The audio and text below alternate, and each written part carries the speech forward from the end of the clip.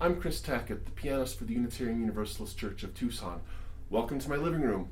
Very happy to have you all here today. If you stick around after the postlude, I'll tell you about the music I played today.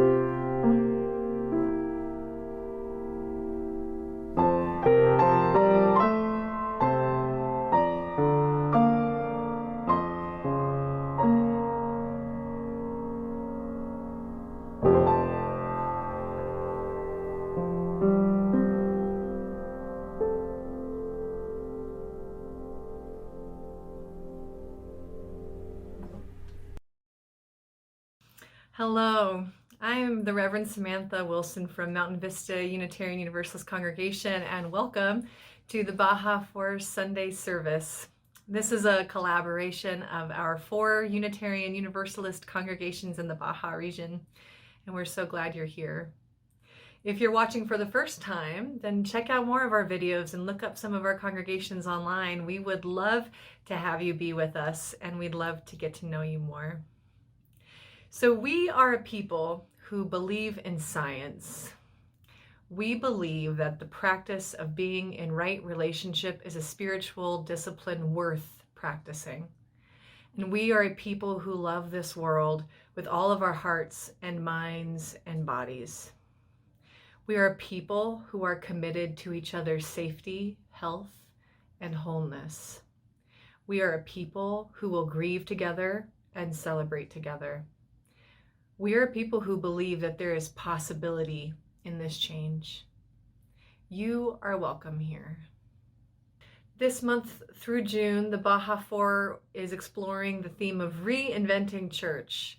And we hope that these services will help all of our communities navigate this time with care for what's changing and empathy for the challenge of letting something we love go, and for just the joy that might emerge if we come together, and that the possibility would be there, that the change would be good. So welcome to worship.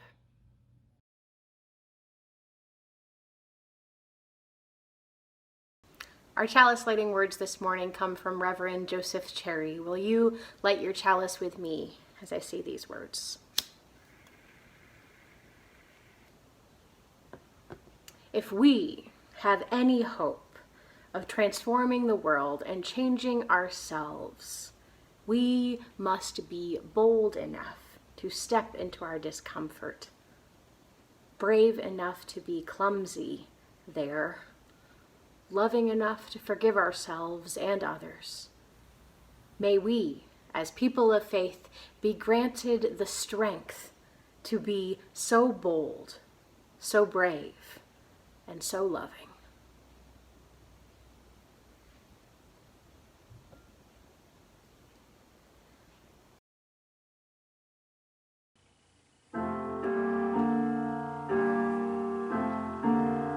Oh, give us pleasure in the flowers today, and give us not to think so far away, as the uncertain harvest keep us here, all simply in the springtime of the year. Oh, give us pleasure in the orchard wide, like nothing else by day, like ghosts by night, and make us happy in the happy bees, the swarm dilating round the perfect trees, and make us happy in the darting bird that suddenly above the bees is heard, the meteor that thrusts in with needle bill, and off a blossom in mid-air and still. For this is love, and nothing else is love, for which it is reason for God above to sanctify to what for ends He will, but which it only needs that we fulfill.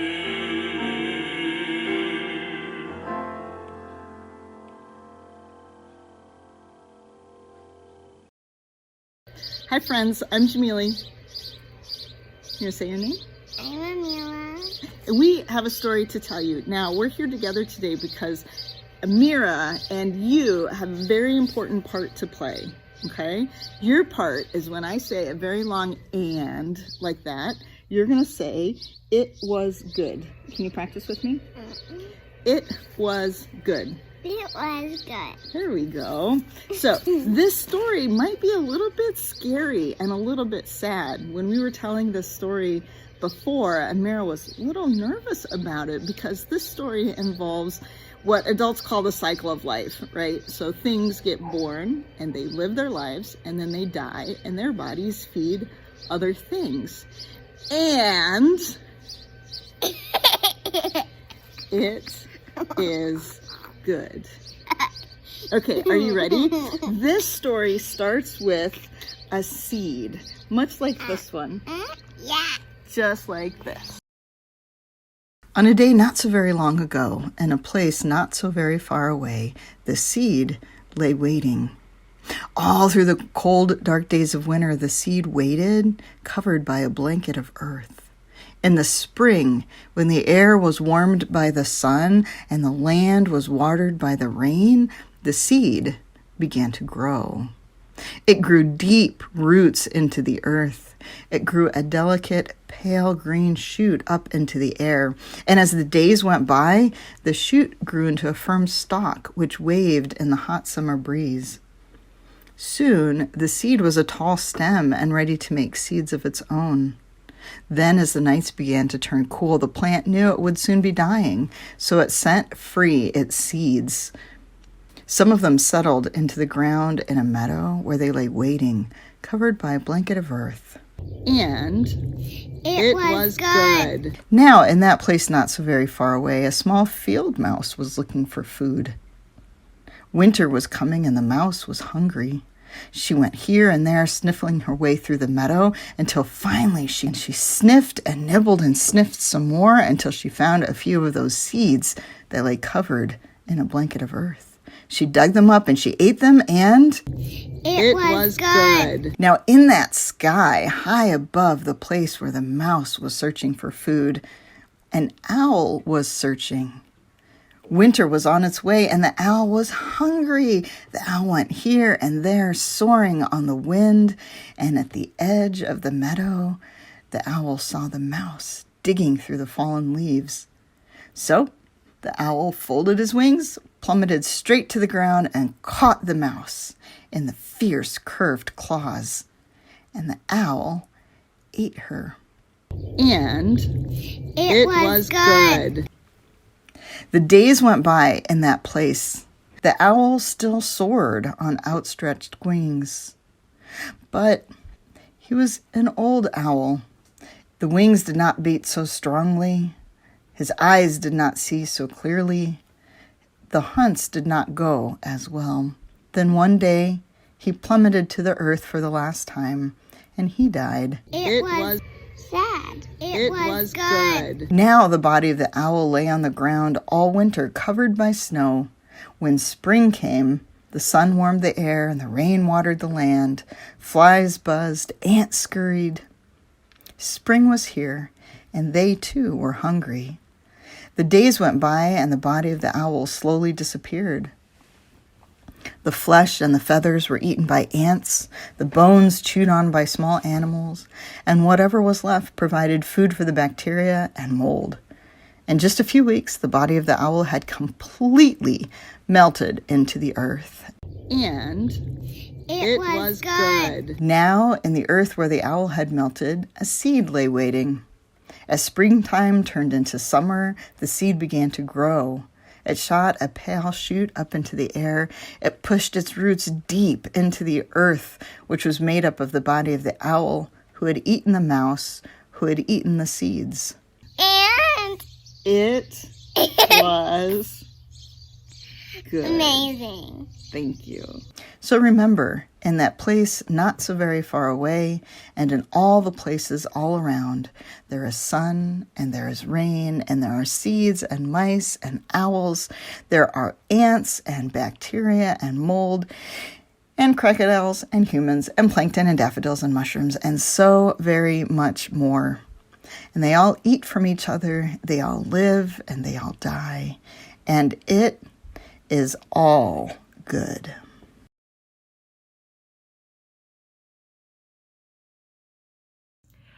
Now I want to invite you to a special conversation, a sacred conversation between Reverend Bethany Russell Lowe, minister, and Jamili Omar, the director of Lifespan Faith Development from the UU Church of Tucson. Now, in this Zoom conversation that you're about to see between the two of them, Bethany and Jamili are reflecting together as colleagues about all the big changes that have been emerging in religious education for Unitarian Universalists and other religious denominations in the past decades. I know that last week we talked about the saying that we are in the midst of a 500-year rummage sale, where the church undergoes changes and asks what it wants to keep and what it wants to let go of. But as you'll hear in this conversation, maybe we've been in this rummage sale for a little bit longer than we think. So we think a look at this particular change in our church community will give us some insight into how we might handle all these other changes that we're now confronted with together. So their conversation might inspire new ways we think together and what it means to do religious education as we move forward. Let's listen in.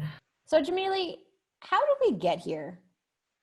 You know, it's really funny because you all are talking about a 500-year trajectory. I think there's a smaller trajectory in there in terms of education. You know, religious education kind of coalesced in the late 1700s around both a secular and a religious teaching, because middle class and poor children weren't getting any education. They weren't getting reading. They weren't learning how to write. And this was a way for them to get both the religious education and upward mobility, because they could learn mathematics and they could learn reading. So for that time, it's really been developing. for Unitarian and Universalists, Channing was one of the great kind of reformers. The famous quote from him is that the great end in religious instruction is not to stamp our minds on the young, but to stir up their own, to inspire a fervent love of truth, to touch inward springs, to awaken the moral discernment so that they may discern and approve for themselves what is everlastingly good and right. And we've really taken that and run with it. And we see that through the strains of Sophia Lyon-Fahs in the 1930s and the, reject the patriarchy movements of the 1960s, all the way up until today. And so we're seeing this, really revitalization in RE in some ways that's harkens back 200 years. I love that. And yet, like we, at UUCT, we got 100 kids registered, but we have maybe 15 or 20 on a Sunday. So what's that about? Find me a kid that doesn't have a practice on a Sunday morning. We're competing with the other things that are happening in kids' lives for them to come to church on Sunday. And not just with the kids and youth, but also the whole family. So Sunday is oftentimes the only day a family can spend together because they have practices and recitals and games and competitions throughout the week. And so they want to spend Sunday as a family unit home or on vacation or going out and walking in the woods and the mountains. So we're seeing that competition too. So Jamili, these are really, even beyond religious education, these times is shaking society, it's shaking schooling, education, medical fields, everything is shifting. What is grounding you right now? I have two answers for that. The first one surprises me.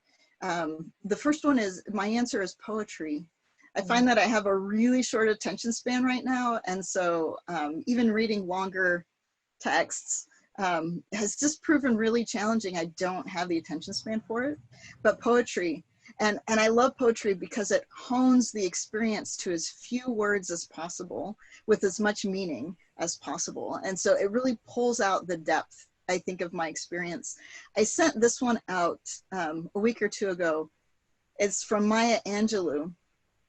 And it says, "Now, if you listen closely, I'll tell you what I know. Storm clouds are gathering, the wind is gonna blow. Alone, all alone, nobody but nobody can make it out here alone."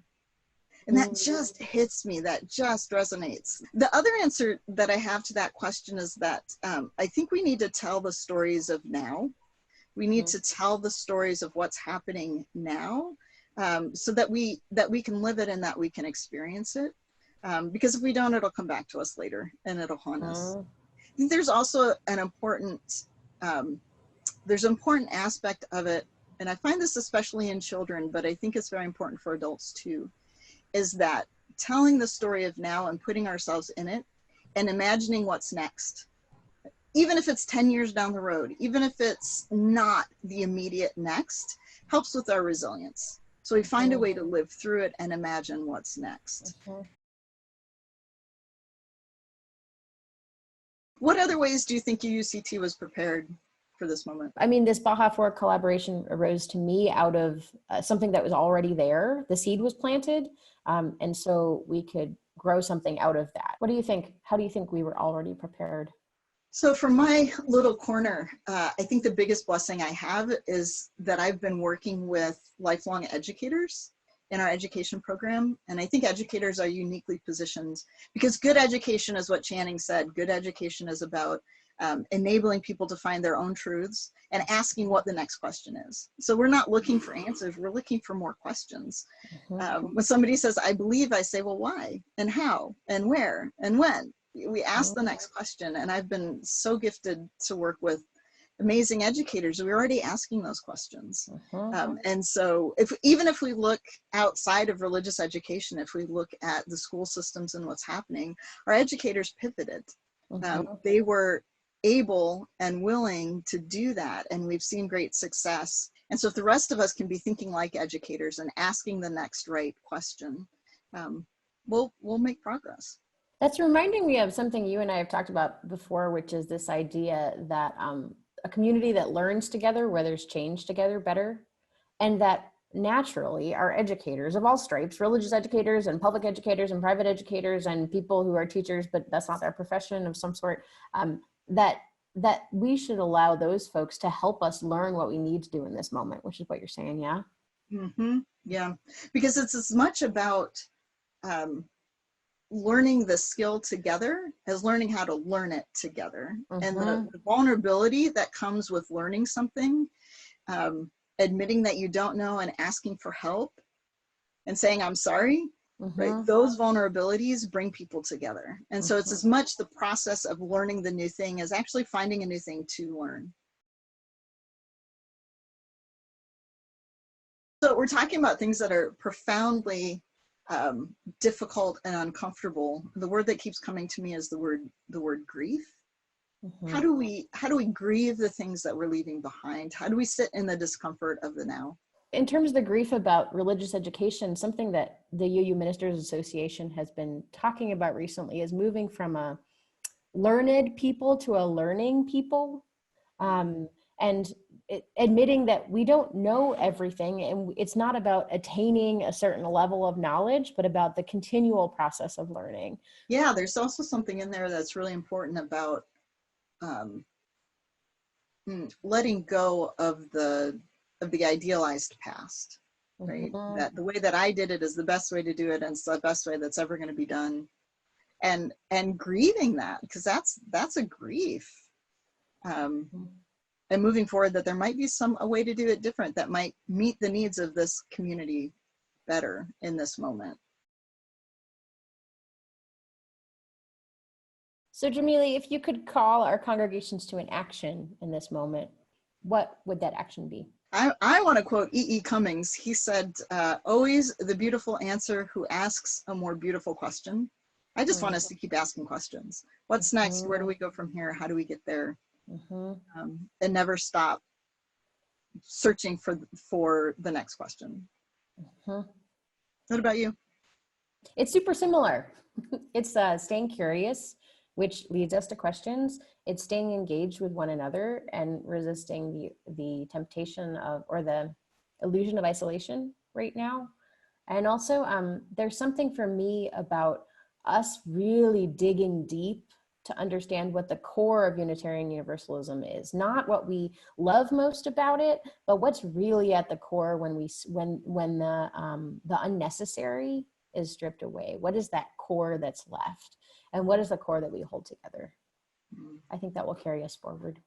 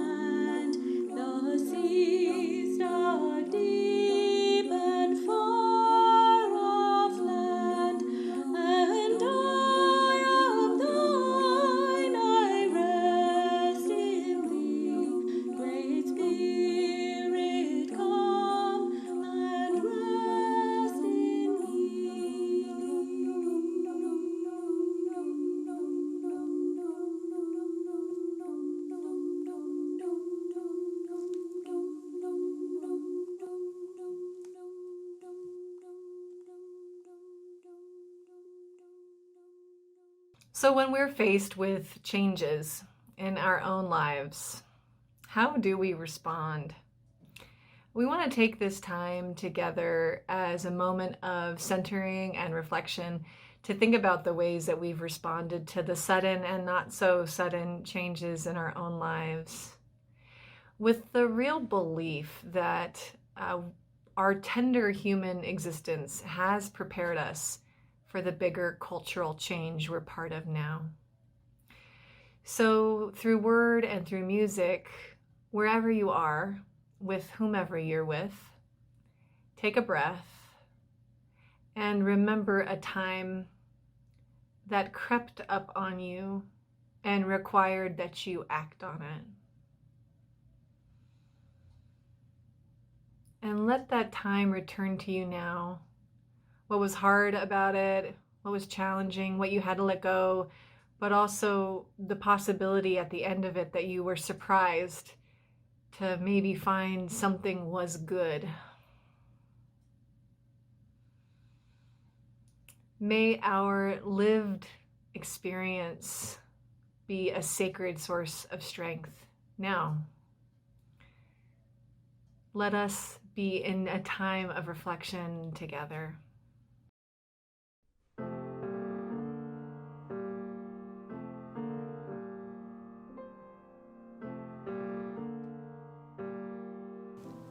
When I was 16, I made a huge choice to leave my parents, my only first cousins, my great Australian friends behind and go to boarding school. The US government had decided to pay for it, and I arrived a week late, half a world away, and fell into a school that was so feminist, even the few boys who attended could hear their own voice. A place where I have made dear friends I've never lost. A place that allowed me to live in Concord, Massachusetts, among the Alcotts and Emerson and Thoreau for 2 years.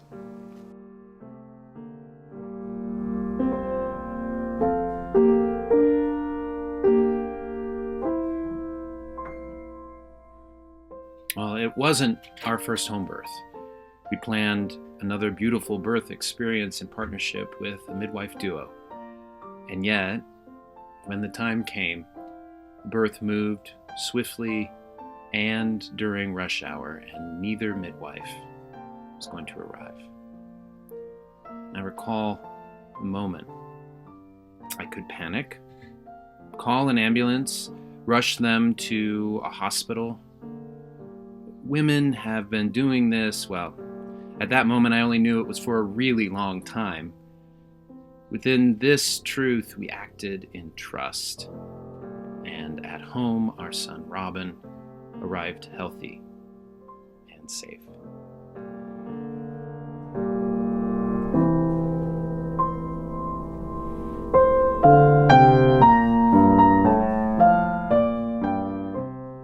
In March 2018, my husband and I were living in Syracuse, New York, and we were planning to come to Tucson to interview for this job. The day we were to leave, a big snowstorm was rolling in from the west, and that afternoon, our flight from Syracuse was canceled. Frantic, I called our airline and asked if we could fly out of Albany, further east from us and the storm. We could.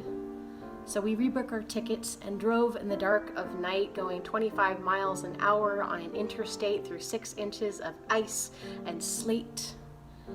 And by noon the next day, we were in Tucson, where it was 75 degrees and sunny. The decision to come to Tucson was, and continues to be, good.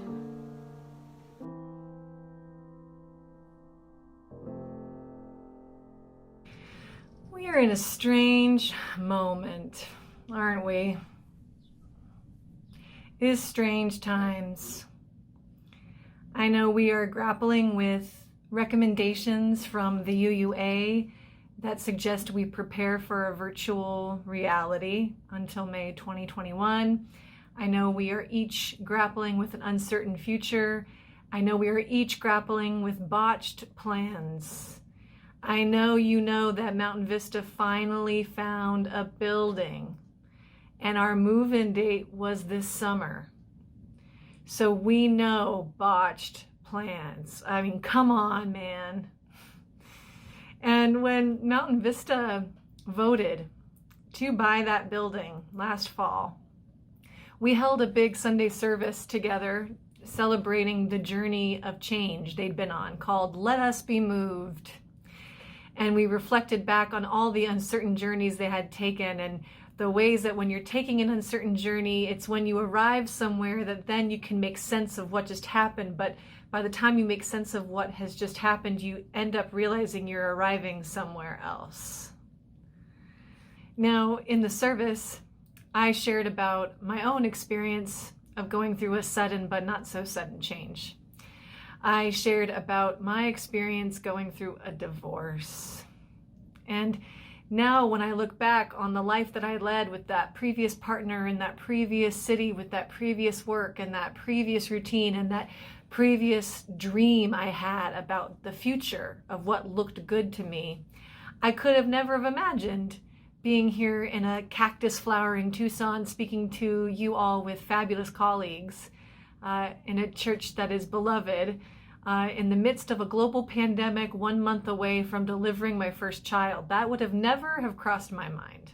When I look back at old me, it seems important and inevitable and even necessary that she changed and that her life ended as she knew it, and that it was good that it did. Now, you couldn't have said that to me then, because it certainly didn't feel good then. And you must also have those moments in your own life: death, divorce, births, moves, unexpected challenges, health issues, and suddenly that change, not to be romanticized, feels like a crisis. Suddenly, the thing we had carefully made for our lives was not so certain, and the thing that you thought always would be is no longer being. You must shift.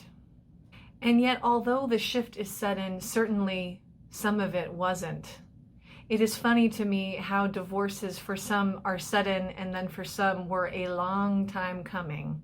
But what I notice is that the freedom that comes when you suddenly no longer have to keep the story the way it was allows you to make meaning of your past differently than you had ever allowed yourself, and suddenly make meaning of your future differently than you had ever allowed yourself. It seems when we were trying to hold on to something and keep it together the way it was or is, that somehow it limits the meaning we can make from it. I hear that when I listen to Reverend Bethany and Jamili talking about religious education and how it's been changing all along. Nothing sudden about that. Sunday school as we knew it, or remember it, or fantasize about it, was really the product of someone's best thinking at some specific time to fix some specific problem with some specific people. And when we hold on to it as it way it must be for us now, Sunday mornings overflowing with classrooms, with tightly packed kids, doing specific types of curriculum, then we have suddenly limited ourselves again, and we have set ourselves up to feel frustrated and stuck. Because in our personal lives and in our communal lives, there seems to be this truth. When we need something to stay the way it was, when we need to maintain an idealized anything, we have actually limited ourselves.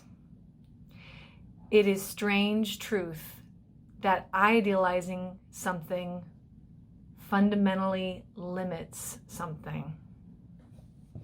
So the question of reinventing church and when are we going to do it is very important, because it's happening now and it's all a force that we are reckoning with, and yet it has been happening the whole time, a seed just beneath the surface waiting for the right conditions to break open and reveal itself.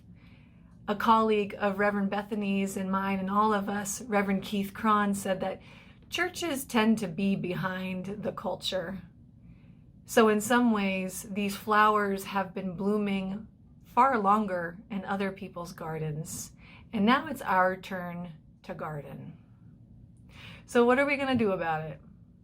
When Reverend Bethany and Jamili had a call to action they'd make, they said they hope that we move from being a learned community to a learning community. They hope that we move from needing to know everything to being ones who are willing to learn with each other. So when I think about those sudden, not so sudden moments in my own life where I was forced to reckon with a new reality, I ask myself, What kept me going? And certainly it was the willingness to learn. And in learning, it was willingness to do two things: to be willing to risk and to be willing to be surprised. Now, the first one, to risk.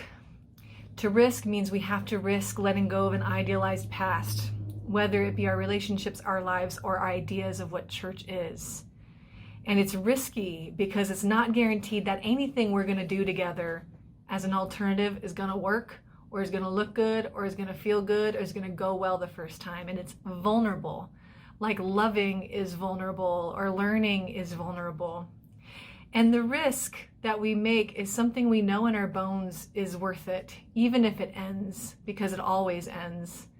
I'm reminded of the strangest memory from a middle school friend seated on a basketball court at lunch, where after she had just broken up with someone we were all very excited about. And after the breakup, she said, "I would do it all over again." And all of our middle school selves, very dramatic, said, "How on earth would you ever do that again? This is so devastating. I mean, it ended." To which, in her wisdom, she responded,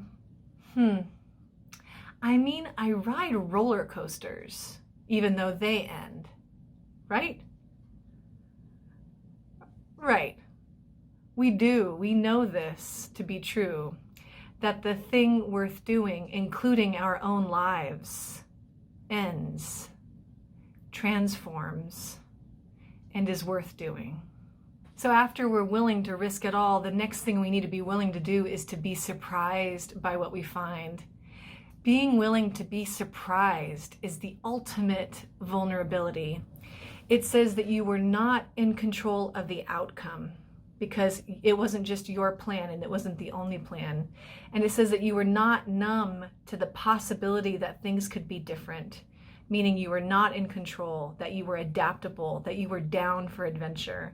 And it means that you're still willing to be impacted by the world as a grateful recipient of its changes, which means we're a people who live through gratitude, not through guarantees.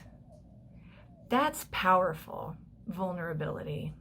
And who else would we want to be? I mean, seriously, who else would we long to be? And who else does this world actually need us to be? So let us take this to heart. The church is being reinvented right now. There is no way out of it. You and I and we cannot escape this or postpone this. And the people in the future and the people in the present need us, because they are a people grappling with an irrelevant and negligent government. They are grappling with other folks' unwillingness to listen to science. They are wanting to find ways to care for all of us, including those of us who are most vulnerable. They are looking for kin who make bold and vulnerable and sometimes unpopularly radical decisions, and who care for each other when all of the institutions begin to crumble, and who transform their lives with their lives and the rest of this world. So do not shirk, and we shall not shirk from the task of the church's transformation, which is now. You were born during a time of great change. All you have to do is the following. And the thing you have to do, your tender human life has prepared you for. Let go. Take risks. Be surprised. And don't do it alone. And who knows? We might find it to be very, very good.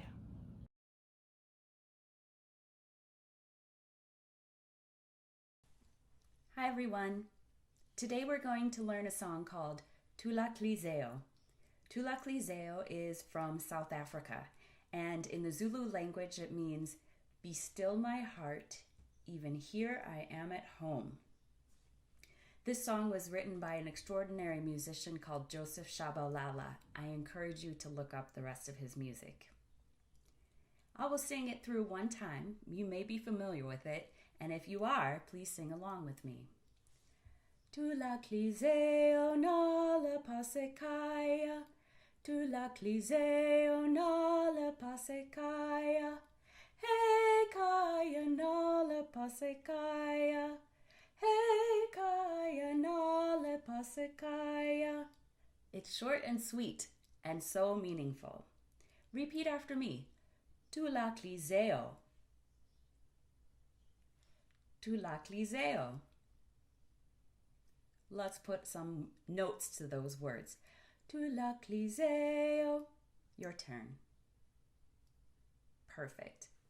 The whole phrase is tu la cliseo nala pase kaya. Say nala pase kaya. Excellent. We'll do it one more time. Nala pase kaya. Great. If we put the whole phrase together, it sounds like this. My turn. Tu la cliseo nale pase kaya. Tu la cliseo nale pase kaya. Your turn. Tu la cliseo nale pase kaya. Tu la cliseo nale pase kaya. All right. I'll sing a phrase and you sing it back to me. Tu la cliseo nala pasekaya. Tu la cliseo nala pasekaya. Let's sing it together. Here we go. Tu la cliseo nala pasekaya. Tu la cliseo nala pasekaya. The next phrase goes like this.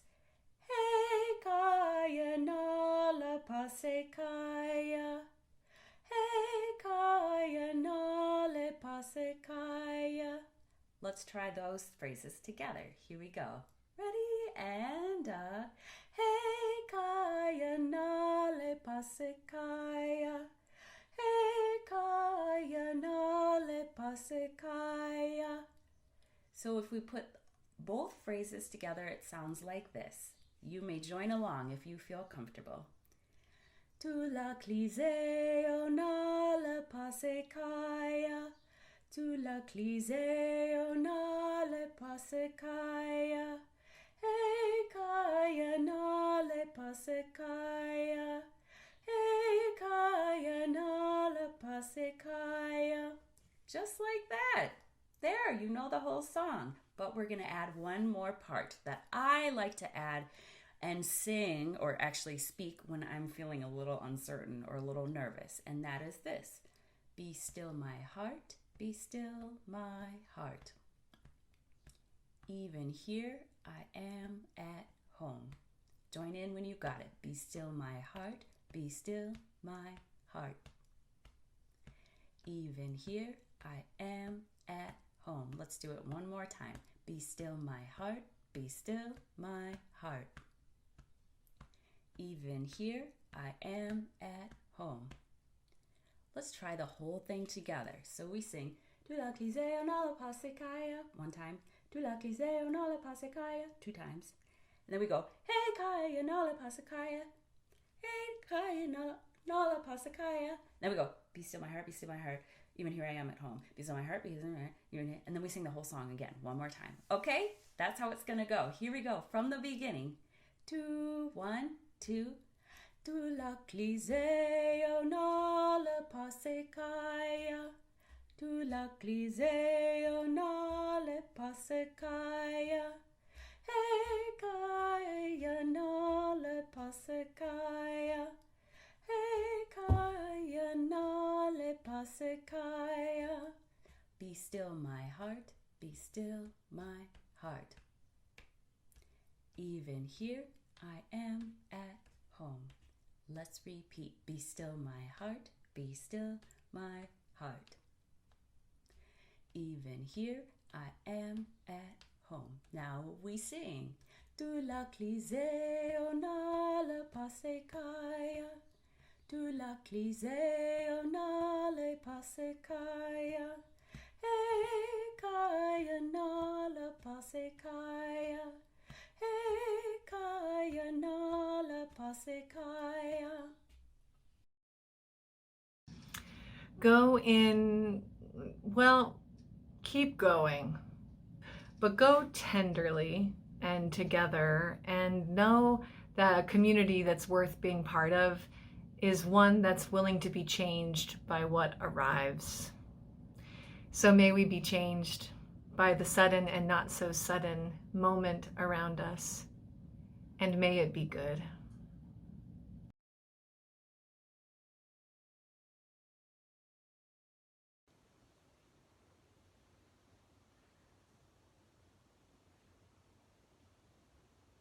These words of chalice extinguishing come from Victor Hugo. Be like the bird who, pausing in her flight, awaits on boughs too slight, feels them give way beneath her, and yet sings, knowing she hath wings.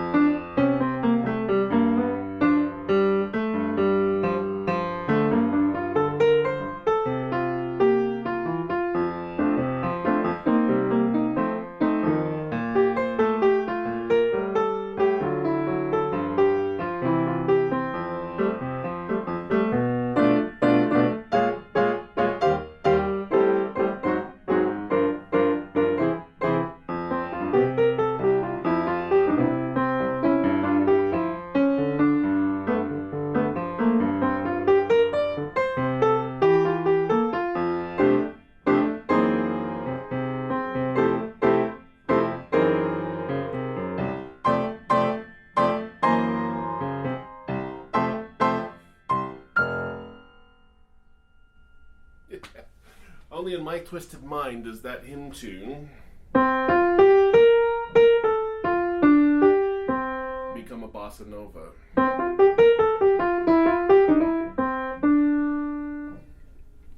Oh well. That was all. The service music today is all based off of that hymn tune, Coolinge, which is also number 64, and the song we sang earlier today. Thank you all so much. Glad you could be here with me.